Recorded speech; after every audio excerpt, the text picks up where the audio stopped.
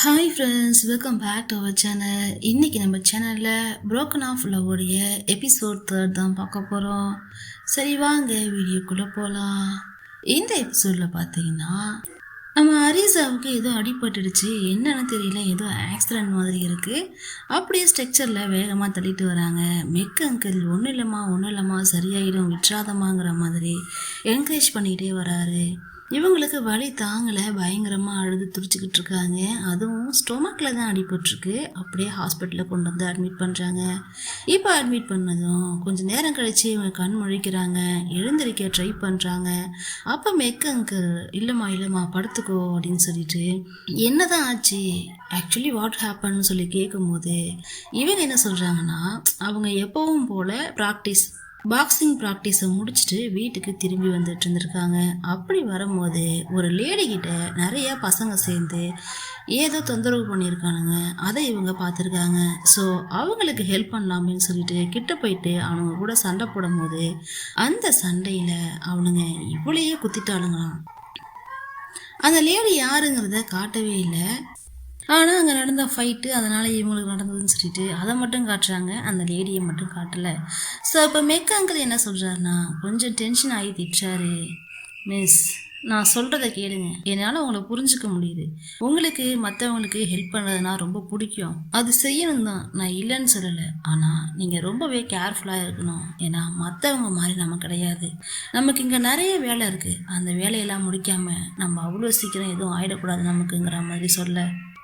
So அதுக்கு அரிசா என்ன சொல்கிறாங்கன்னா, அதெல்லாம் சரிதான் அங்கிள், ஆனால் என்னுடைய உயிர் இன்னமும் இந்த உலகத்தில் இருக்கணும், நான் இன்னும் கொஞ்சம் வாழணும்னு ஆசைப்பட்றேன்னா நான் இந்த மாதிரி ஒரு சில விஷயங்களை செய்யும் போது தான் நானும் நார்மலான மனுஷங்க மாதிரி ஃபீல் பண்ணுறேன். ஸோ இதெல்லாம் என் லைஃப்பில் இருக்கணும் அங்கிள்ங்கிற மாதிரி இவங்க சொல்கிறாங்க. இந்த ஆக்சிடெண்ட்டுக்கு பின்னாடி இன்னொரு பெரிய ஸ்டோரி இருக்குது, அதை அப்புறம் சொல்கிறேன். இப்போ லின்னை தான் காட்டுறாங்க. லின் அவங்க அம்மாவுடைய ஆஃபீஸில் ஒர்க் பண்ணிகிட்ருக்கா. அங்கே இருக்கிற ஃபைலெல்லாம் பார்த்துக்கிட்டு இருக்கா. அது அவளுக்கு புது ஃபீல்டுங்கிறதுனால அவளுக்கு அது ரொம்ப கஷ்டமாக இருக்குது. எந்த பக்கம் திரும்பினாலும் ஃபைலு, கம்ப்யூட்டர் ஒர்க்கு, சைனுன்னு சொல்லிட்டு இந்த மாதிரியே இருக்கிறதும் அவளுக்கு டென்ஷன் ஆகுது. தனியாக புலம்பிட்டு உட்காந்துருக்கான்னு வச்சுக்கோங்களேன். அப்படி இருக்கும்போது அந்த இடத்துக்கு நம்ம அரிசா வராங்க. டைம் காட், நல்ல வேலை நீ வந்தங்கிற மாதிரி இவங்க சொல்ல, யாரோ ஒரு பொண்ணு புலம்புற சவுண்டு கேட்டுச்சுப்பா, அதான் அப்படியே இந்த பக்கம் உள்ளே வந்தேன்னு சொல்கிறாங்க. என்னடா இது, இவளோட கம்பெனியில் இவள் வந்திருக்காளேன்னு தோணுதில்ல, நீ இங்கே வர, நீ என்கிட்ட ஏன் சொல்லலைன்னு சொல்லிட்டு லின்னு கேட்க, நான் ஒரு வேளை சொல்லிட்டுன்னு வச்சுக்கேன், என்னுடைய ஆங்கிரியாகி கத்திக்கிட்டு இருக்கதை என்னால் பார்க்க முடியாதுல்லங்கிற மாதிரி சொல்கிறா. எனக்கு ரொம்ப கஷ்டமாக இருக்குது, இங்கேயும் நம்பர்ஸ், அங்கேயும் நம்பர்ஸ், இங்கேயும் நம்பர்ஸ், பிசியில் எங்கே பார்த்தாலும் ஒரே நம்பர்ஸாக இருக்குது, என் மைண்டுக்குள்ளோடய வெறும் நம்பர்ஸ் தான் ஓடுது, எனக்கு தலைவலி தாங்கலைன்னு சொல்லிட்டு லின்னு சொல்கிறா. சரி, அப்போ நீ ரெஸ்ட் எடுக்க வேண்டியதானே, நீ என்ன நார்மல் கேலா, நீ இந்த கம்பெனியோடைய சிஇஓட பொண்ணு, நெக்ஸ்ட் சிஇஓ ஆக போகிற, அப்போ நீ இதெல்லாம் தனியாக தான் பார்க்கணுமான்னு சொல்லி கேட்டா. அது இல்லை, நான் இந்த ஃபீல்டுக்கே புதுசு இல்லை, அதனால் இதெல்லாம் எப்படி ப்ராசஸ் ஆகுதுங்கிறத நான் முதல்ல கற்றுக்கணும்ல, அதனால தான் எனக்கு நிறைய டீச் பண்ண சொல்லி ஆர்டர் போட்டிருக்காங்க, அதை எல்லாத்தையும் நான் கற்றுக்கணும், முடிஞ்சால் நீ எனக்கு டீச் பண்ணுங்கிற மாதிரி சொல்ல. ரொம்ப நேரமாக, 1 மணி நேரம் இல்லை, 2 மணி நேரம் இல்லை, ரொம்ப நேரமாக உட்காந்து நான் கற்றுக்கிட்டு இருக்கேன் தெரியுமா, ரொம்ப ஹார்டாக இருக்குது, எனக்கு கஷ்டமாக இருக்குங்கிற மாதிரி சொல்கிறா. அது மட்டும் இல்லாமல் மியூசிக் நோட்ஸ் மாதிரி இதுவும் ஈஸியாக இருந்தால் நல்லா இருக்கும்லன்னு சொல்லி கேட்க, ஆமாம் மியூசிக் நோட்ஸ் மாதிரி ஈஸியாக இருந்தால் நல்லா தான் இருக்குன்னு சொல்லிட்டு அரிசாவும் சிரிக்கிறா. ரொம்ப டயர்டாக இருக்கேன்னு சொல்லி அரிசா கேட்க, ஆமாம் ரொம்ப டயர்டுன்னு சொன்னதும் அவள் ஹெட்கிட்ட அப்படியே கையை வச்சு மசாஜ் பண்ணுறாங்க. உனக்கு ரிலாக்ஸாக இருக்கும் நான் பண்ணுறேன்னு சொன்னதும் இவங்க கையை நீட்டி கையில் பண்ணுன்னு சொல்ல, இப்போ சின்ன பசங்களுக்கு காலை பிடிச்சிடுற மாதிரி அழகாக அவங்க கையை பிடிச்சிட்டு இங்கே ஓகேவா அங்கே ஓகேவான்னு சொல்லிட்டு கொஞ்சம் கொஞ்சமாக அப்படியே அழுத்தி விட்டுட்டு பண்ணிகிட்ருக்காங்க. அப்படியே கையை அழுத்தி விட்டாங்க, கிஸ் பண்ண ஆரம்பிச்சிடுறாங்க.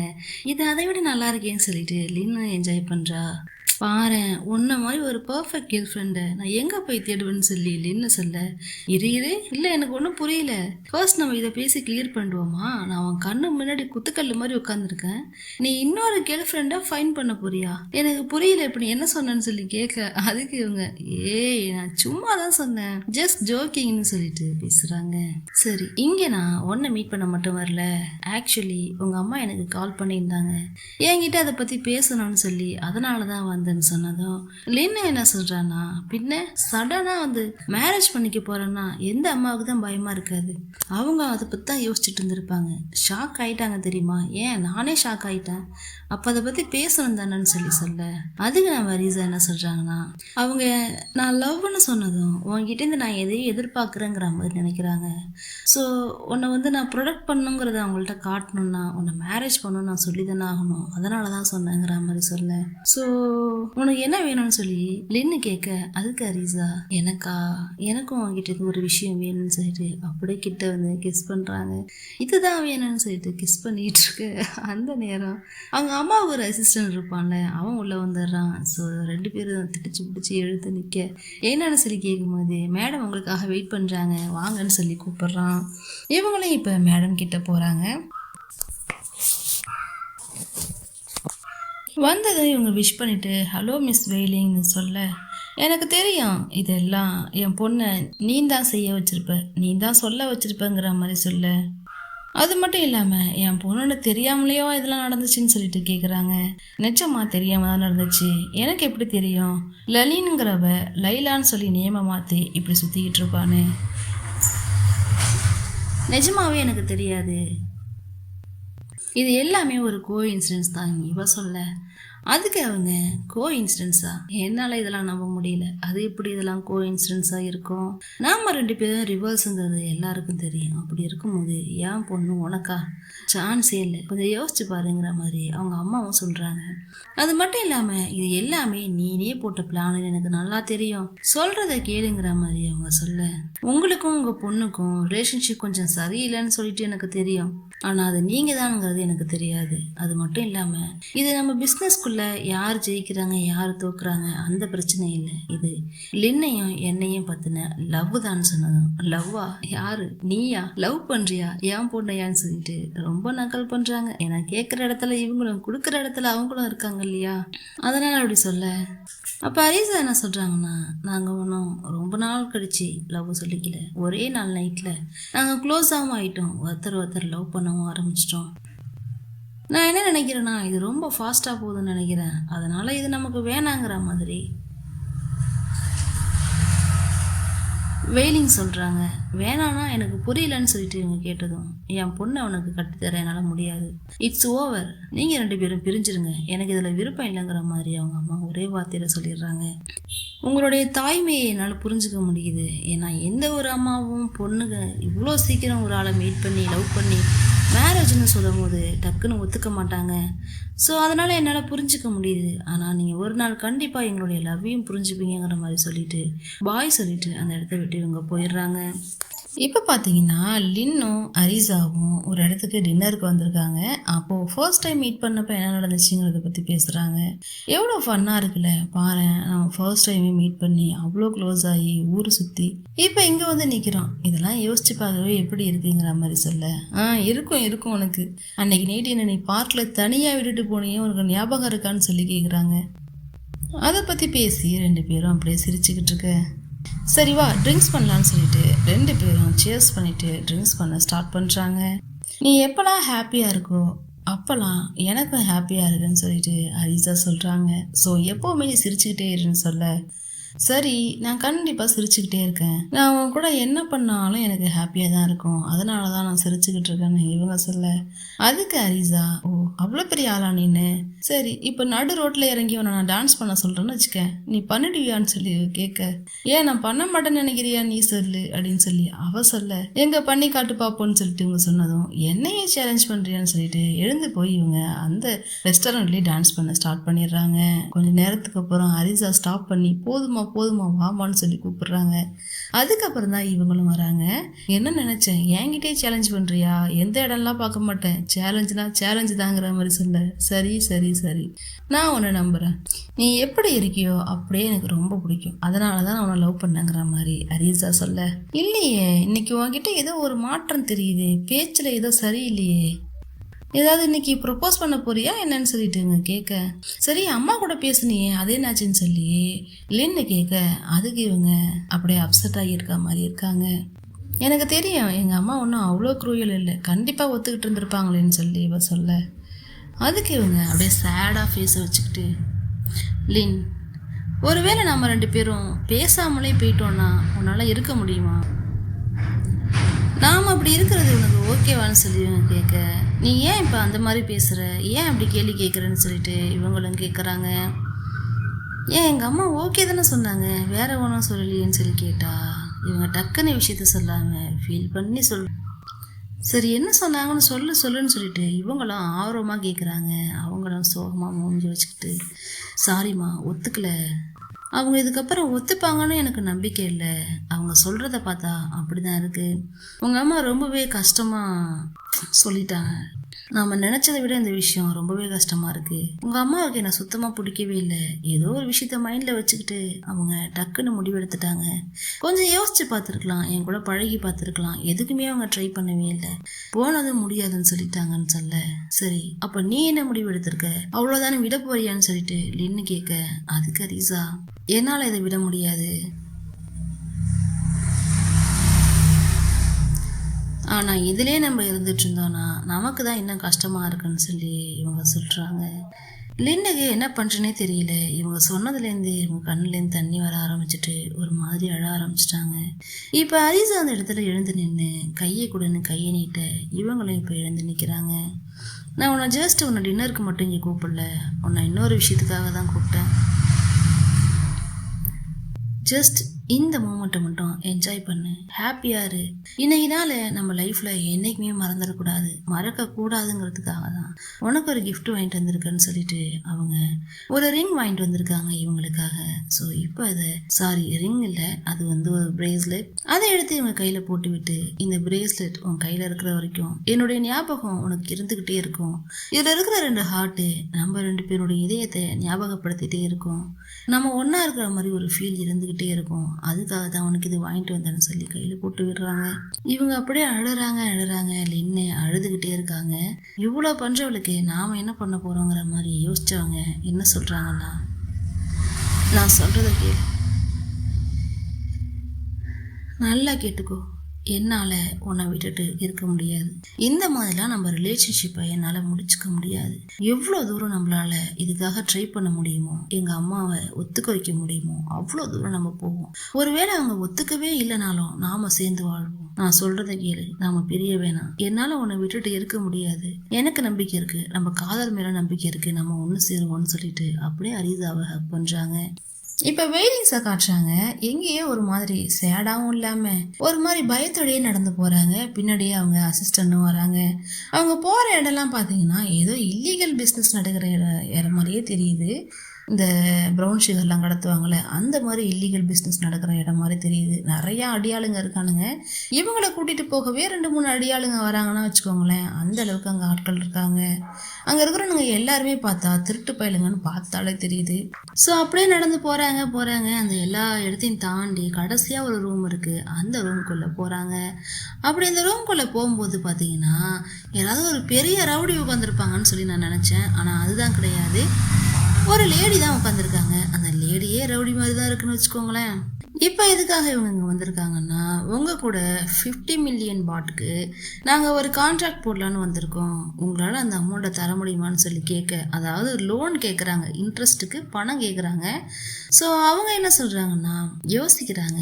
அப்போ வெயிலிங்ஸ் என்ன சொல்கிறாங்கன்னா, என் கம்பெனி ஒரு சின்ன ப்ராப்ளமில் இருக்குது, ஸோ அதுக்கு நான் இன்வெஸ்ட் பண்ண எனக்கு பணம் வேணும், அது உங்களால் மட்டும் தான் கொடுக்க முடியும், நான் நம்புகிறேன் நீங்கள் தருவீங்கன்னு சொல்லிட்டு நெக்ஸ்ட் இயர் ப்ராஃபிட் வந்ததும் உங்களுக்கு எல்லா அமௌண்ட்டையும் திருப்பி தந்துடுறேன்னு சொல்ல, அதுக்கு அந்த லேடி, உங்கள் ப்ராஃபிட்டை பற்றிலாம் எனக்கு கவலை இல்லை, லாஸ்ட் டைம் நீங்கள் லோனுக்கு வாங்கின அமௌண்ட்டுக்கு இன்னும் நீங்கள் இன்ட்ரெஸ்ட்டும் தரல, அமௌண்ட்டையும் தரல, என்ன திருப்பி பணத்தை தராமலே இருக்கீங்க, அப்படி இருக்கும்போது எதை நம்பி நான் உங்களுக்கு பணம் தரது?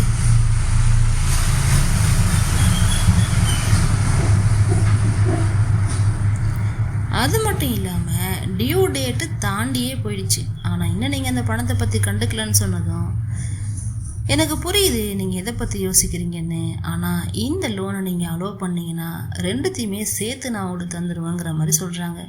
இப்போ ஆல்ரெடி 50 மில்லியன் பாட்டா, இப்போ ஒரு 50 மில்லியன் பாட் கேட்குறாங்க. ஸோ 100 மில்லியன் பாட் இவங்க திரும்பி தரணும். ஆல்ரெடி நீங்கள் தராத பணத்தோட இப்போவும் இன்னும் அதிகமாக பணம் கேட்குறீங்க. இப்போ எல்லாத்தையும் சேர்த்தா எவ்வளோ ஆச்சு? 100 மில்லியன் பாட் 100 மில்லியன் பாட்டை நான் அப்படியே சும்மா கொடுக்க நான் என்னம்மா, நீங்கள் என்ன வச்சுருக்கீங்க, எதை வச்சு நீங்கள் எனக்கு பணம் தருவீங்கிற மாதிரி அந்த அம்மா கேட்குறாங்க. ஸோ இவங்க அசிஸ்டண்ட்டை திரும்பி பார்க்க, அசிஸ்டண்ட் கையில் இருக்கிற கவரை தூக்கி டேபிளில் வைக்க, இப்போ அந்த கவரை வாங்கி அவங்க பார்க்குறாங்க. அப்படி பார்க்கும்போது அது ஏதோ ஒரு பெரிய ப்ராப்பர்ட்டியோடைய டாக்குமெண்ட் போல். அந்த டாக்குமெண்ட்டை பார்த்ததும் அந்த அம்மா வாயை பண்ணுது, கண்ணை மேலே தூக்குது. அந்த அளவுக்கு என்ன ப்ராப்பர்ட்டின்னு தெரில. ஸோ இதை நீங்கள் வச்சுக்கிட்டு தரலாம்லங்கிற மாதிரி வெயிலிங்ஸ் கேட்க, அவங்களும் இது ஒரு நல்ல சாய்ஸ் தான், இதை பற்றி நான் யோசிக்கிறேன், இந்த பணம் உங்களுக்கு உடனே வராது, ஸோ கொஞ்சம் வெயிட் பண்ணுங்கள், நான் இன்வெஸ்டர்ஸ் கிட்ட பேசுகிறேன், நெக்ஸ்ட் வீக் மீட்டிங் வச்சுக்கலாம், அதுக்கப்புறம் தான் உங்கள் கைக்கு இந்த அமௌண்ட் வரும், அதுவும் ப்ராப்பராக நீங்கள் சைன் பண்ணி கொடுத்ததுக்கு அப்புறம் தான் வரும், அது வரைக்கும் நீங்கள் வெயிட் பண்ணி தான் ஆகணுங்கிற மாதிரி அந்த அம்மாவும் சொல்கிறாங்க. ஸோ வெயிலிங்ஸ் அப்படியே ஸ்மைல் பண்ண, அதுக்கப்புறம் என்னாச்சுன்னு காட்டலை. இப்போ நம்ம லின்னை தான் காட்டுறாங்க. லின்னு வந்து அரிசாவை கூட்டிகிட்டு வந்து அவங்க அம்மா கிட்ட பேசுகிறாங்க. அதுவும் என்ன பேசுகிறாங்கன்னா, மேம் நீங்கள் என்ன பண்ணி வச்சுருக்கீங்கன்னு சொல்லி கத்த, நீங்கள் எப்படி இதுக்கு டிஸ்அக்ரின்னு சொல்லலாம், நீங்கள் மேரேஜ் அக்ரி தானே பண்ணியிருக்கணும், நான் டைரெக்டாக உங்ககிட்ட தானே வந்து சொன்னேன், இதில் என்ன தப்பு இருக்குன்னு சொல்லி கேட்க, இதை பற்றி நம்ம ஆல்ரெடி பேசி முடிச்சிட்டோம், நான் நோ சொல்லிட்டேன், நோ மீன்ஸ் நோ தானே, ஸோ இதுக்கு மேலே இதில் நீ பேச என்னமா இருக்குன்னு சொல்லிட்டு வீலிங்ஸ்ன்னு சொல்கிறாங்க. ஸோ அதுக்கு நம்ம லின்னு, அப்படிலாம் நீங்கள் சொல்லக்கூடாது, ஒருவேளை இதுக்கு நீங்கள் முடியாதுன்னு சொன்னால் நான் மறுபடியும் லைலாவாக போயிடுவேன், திரும்பி நீங்கள் என்ன லின்னா பார்க்கவே முடியாதுன்னு சொல்லி மிரட்ட, இவங்க எவ்வளோ பெரிய பிஸ்னஸ் உமன், அவங்களே போய் மிரட்டுறா பாருங்க, உனக்கு அவளை பற்றி என்ன தெரியும்னு சொல்லிட்டு இப்போ நீ அவள் கூட போகணும்னு நிற்கிறேன்னு சொல்லி கேட்குறாங்க. அதுக்கு அவங்க பதில் சொல்கிறதுக்கு முன்னாடி மறுபடியும் வெயிலிங்ஸ் அரிசாவை கூப்பிட்டு, ஹரிசா இதெல்லாம் உன்னுடைய பிளான் தானே, அவளை இப்படி பேச வச்சிருக்கேன்னு சொல்ல, அதுக்கு லின்னு விட மாட்டேங்கிறா, நீங்கள் முதல்ல அவளை ப்ளேம் பண்ணுறது நிறுத்துங்க, இது என்னோடய ஓன் டெசிஷன் தான், எனக்கு தெரியாதா எனக்கு யார் கூட இருக்கணும் இருக்கக்கூடாதுன்னு சொல்லிட்டுன்னு சொல்லி அம்மாவுக்கு பொண்ணுக்கு இடையில சண்டை நடக்குது. ஸோ ஹரிசா என்ன சொல்கிறான்னா, லின் ஐ திங்க் நீ உங்கள் அம்மா சொல்கிறது கொஞ்சம் கேளு, லிசன் பண்ணு, உங்கள் அம்மாவுக்கு எதிராக பேசாத, ஐ திங்க் இது சரியான டைம் இல்லை நான் நினைக்கிறேன், ஸோ கொஞ்சம் வெயிட் பண்ணு, அவசரப்படுத்தாது அப்படிங்கிற மாதிரி இவங்களும் சொல்கிறாங்க. உங்கள் அம்மாவுக்கு இன்னும் என் மேலே நம்பிக்கை இல்லை, அது வர வரைக்கும் நம்ம வெயிட் பண்ணலாமேங்கிற மாதிரி அரிசா சொல்ல, எங்கள் அம்மாவுக்கு என்ன உன் மேலே வராமல் இருக்கலாம், எனக்கு உன் மேலே ஃபுல் ட்ரஸ்ட் இருக்குது, நான் நம்புகிறேன், ஏன் அதில் நான் நம்புகிறேன்னு சொன்னதும் அரிசாவுடைய ஃபேஸே கொஞ்சம் மாறிடுது, ஏன்னா இவங்களே நம்பிக்கை துரோகம் தானே பண்ணிகிட்ருக்காங்க. சொல்லின்னு என்ன சொல்கிறான்னா, நான் அப்போ சொன்னதை கன்ஃபார்ம் பண்ணிக்கோங்க, ஒரு வேளை என்னை இவ்வளோ கல்யாணம் பண்ணிக்க கூடாதுன்னு சொன்னீங்கன்னா நான் மறுபடியும் லைலாவாக போயிடுவாங்கிற மாதிரி இவங்க ஸ்ட்ராங்காக பேசுகிறாங்க. பேசிட்டு அந்த இடத்த விட்டு அரிசாவை கூப்பிட்டு கிளம்ப ட்ரை பண்ணுறாங்க. ஸோ அவங்க அம்மா ஐயோ போயிடுவாளோன்னு போய் பயந்துட்டு, சரி அப்படின்னா நீ என்ன பண்ணுறியோ பண்ணு, ஒன்று பண்ணு, முதல்ல இவ தப்பானவ இல்லைங்கிறத இவ எனக்கு ப்ரூவ் பண்ணணும்னு சொன்னதும், ப்ரூவ் பண்ணணுமா, சரி சொல்லுங்கள் நான் என்ன பண்ணனா நீங்கள் நம்புவீங்கன்னு சொல்லிட்டு இவளும் கேட்குறா. அதுக்கு அவங்க, நீ என் வீட்டுக்கு வந்துடு, நீ என் வீட்டிலே இரு, அப்போ தான் என்னுடைய கண்ணு உன் மேலேயே இருக்கும், நீ என்ன பண்ணுற எப்படி இருக்குங்கிறது எனக்கு தெரியும், என் டாட்டருக்கு நீ எவ்வளோ சின்சியராக இருக்குங்கிறதும் எனக்கு அப்போ தான் தெரியும், ஸோ அதுக்கு ஒரு சான்ஸ் கொடு, நீ என் வீட்டில் வந்து ஸ்டே பண்ணுங்கிற மாதிரி சொல்ல, ரெண்டு பேரும் ஒருத்தர் பார்த்துக்கிறாங்க. கொஞ்சம் கூட யோசிக்காமல் அரிசா சரி நான் வந்து தங்குறேங்கிற மாதிரி ஓகே சொல்லிடுறாங்க. அப்போ தான் நீங்கள் நம்புவீங்கன்னா நான் தாராளமாக வரேன்னு சொன்னதும் அவங்களும் சரி பார்க்கலாங்கிற மாதிரி வெயிலிங்ஸ்ன்னு சொல்கிறாங்க. இப்போ என்ன பண்ணுறாங்கன்னா, இவங்க ஃபோட்டோஸ் எல்லாம் பார்த்துக்கிட்டு இருக்காங்க. இவங்க கூட நிறைய ஃபோட்டோஸ் எடுத்தாங்கல்ல, அதில் ஒரு ஃபோட்டோவை வாஷ் பண்ணி எடுக்கிறாங்க. அந்த ஏரியாவே செட் பண்ணி வச்சுருக்காங்கன்னு வச்சுக்கோங்களேன். இவங்களுக்கு அது ரொம்ப பிடிக்கும்ல ஃபோட்டோஸ் எடுக்கிறது, ஸோ அதனால் செட் பண்ணி வச்சுருக்காங்க. அந்த இடத்துக்கு நம்ம மெக் அங்கிள் வராரு. இங்கே வந்து என்ன ஏழ்றையை கூட்ட போகிறாரோன்னு நம்ம நினைக்கிறோம்ல, ஆல்ரெடி யோசிச்சுட்டு தான் வருவார் போல். ஸோ இந்த ஃபோட்டோஸ் எல்லாம் கொஞ்சம் குறுகுறுன்னு பார்த்தவர் என்ன நினைச்சாருன்னு தெரியல, மீஸ்ன்னு சொல்லி கூப்பிட்றாரு. என்ன அங்கிள்னு சொல்லி கேட்கும்போது, இந்த ஃபோட்டோஸ்லாம் நீ உன்னுடைய ஸ்மைலை பார்க்கும்போது எப்படி இருக்கு தெரியுமா, இந்த ஒரிஜினல் ஸ்மைலை நான் பார்த்து பல வருஷம் ஆகுது, நீ உண்மையாகவே ஸ்மைல் பண்ணுற மாதிரி இருக்கு, அப்போ உண்மையாகவே லவ் பண்ணுறியாங்கிறத இன்டைரக்டாக சொல்லி கேட்குறாரு. ஸோ அதை புரிஞ்சுக்கிட்டவங்க என்ன சொல்கிறாங்கன்னா, ஒரு செகண்ட் அப்படியே ஸ்டன் ஆகி நின்றுறாங்க. ஏன்னா அது உண்மையான ஸ்மைல் தானே, அவள் கூட இருக்கும்போது இவங்க ஹாப்பியாக தான் இருக்காங்க, உண்மையாகவே லவ் தான் பண்ணுறாங்க. ஆனால் அதை விட அதிகமாக அவங்களுடைய கடமை அந்த ரிவெஞ்ச். அவங்க கண்ணு முழுந்து நிற்கிறதுனால அவங்க லவ்வை சரியாக எக்ஸ்பிரஸ் பண்ண முடியாமல் போகுது. ஸோ இப்போவும் என்ன சொல்கிறாங்கன்னா, அப்படிலாம் இல்லை அங்கிள், எல்லா ஸ்மைலுமே ஒரிஜினல் இல்லை. ஏன்னா நிறைய பேர் இங்கே நடிச்சுக்கிட்டு தான் ஸ்மைல் பண்ணிகிட்டு இருக்காங்க. ஸோ ஸ்மைலை வச்சுலாம் நீங்கள் எதுவும் முடிவுக்கு வந்துடாதீங்கன்னு சொல்ல அங்கிள் அதுவும் சரிதான்னு சொல்லிட்டு ஓகே சொல்கிறாரு. இப்போ என்ன வெயிலிங் அவங்க வீட்டில் தங்க சொல்லியிருக்காங்க ஃபார் லலினை நான் மேரேஜ் பண்ணிக்கிறதுக்காக. இது கொஞ்சம் டிஃபிகல்ட்டாக தான் இருக்கும்னு தோணுது. ஆனால் அவள் வீட்டில் நான் தங்கினாதான் அவளுக்கு என் மேலே ட்ரஸ்ட் வரும். ஸோ அது வரைக்கும் நான் அங்கே தான் இருந்தாகணுங்கிற மாதிரி சொல்கிறாங்க.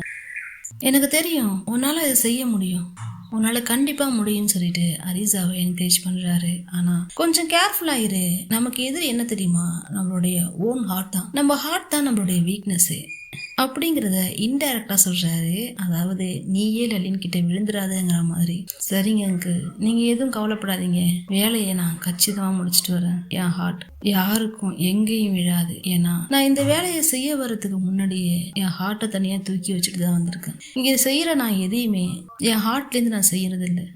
மனசாட்சி இல்லாத வேலையை கூட ஈஸியாக செய்யணும், எப்படியாவது அவங்கள ரிவெஞ்ச் பண்ணணுங்கிற மாதிரி மீன் பண்ணுறாங்க. ஓகே கைஸ், இதோட broken of love episode 3 part 1, 2 2 முடிஞ்சிச்சு. அடுத்தது 3 and 4 பார்க்கலாம். Okay guys, thank you.